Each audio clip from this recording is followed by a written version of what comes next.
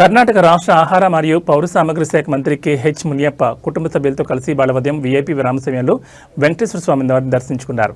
ఈ సందర్భంగా ఆయన మాట్లాడుతూ కర్ణాటక రాష్ట్రంలో మొట్టమొదటిసారిగా సీఎం సిద్ధరామయ్య హయాంలో రేషన్ ద్వారా 5 రకాల పప్పు ధాన్యాలను అందజేస్తున్నామని తెలిపారు.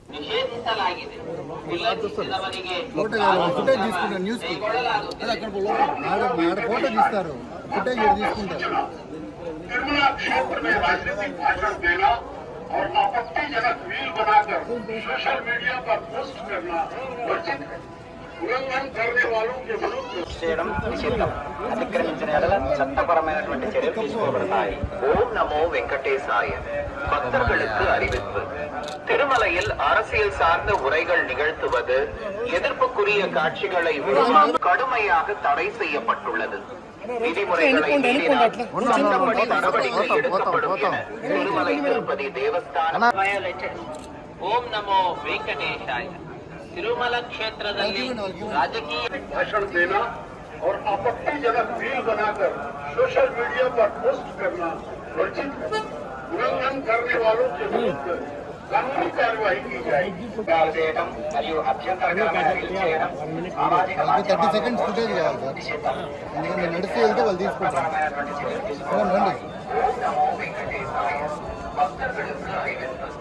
திருமலையில் அரசியல் சார்ந்த உரைகள் நிகழ்த்துவது எதிர்ப்புக்குரியவையாக தடை செய்யப்படுகிறது.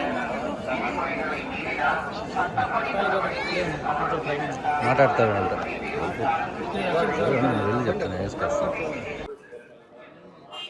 కర్ణాటక రాష్ట్రంలో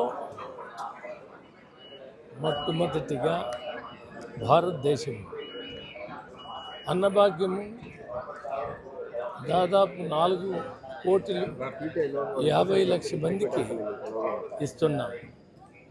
10 కేజీలు బియ్యాలు ఇస్తున్నాం. ఇప్పుడు 5 కేజీలు బియ్యాలకు బదులు ధాన్యాలు ఇస్తూ ఉన్నాము.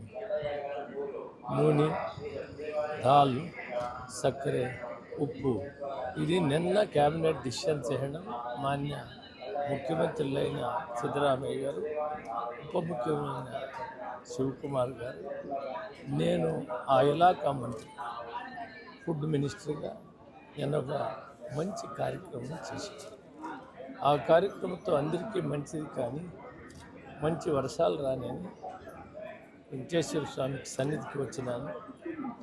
భారతదేశంలో ఉండే అందరికీ కూడా మంచిది కానీ మంచి వర్షాలు కానని ఆ భగవాను ప్రార్థన చేస్తాను.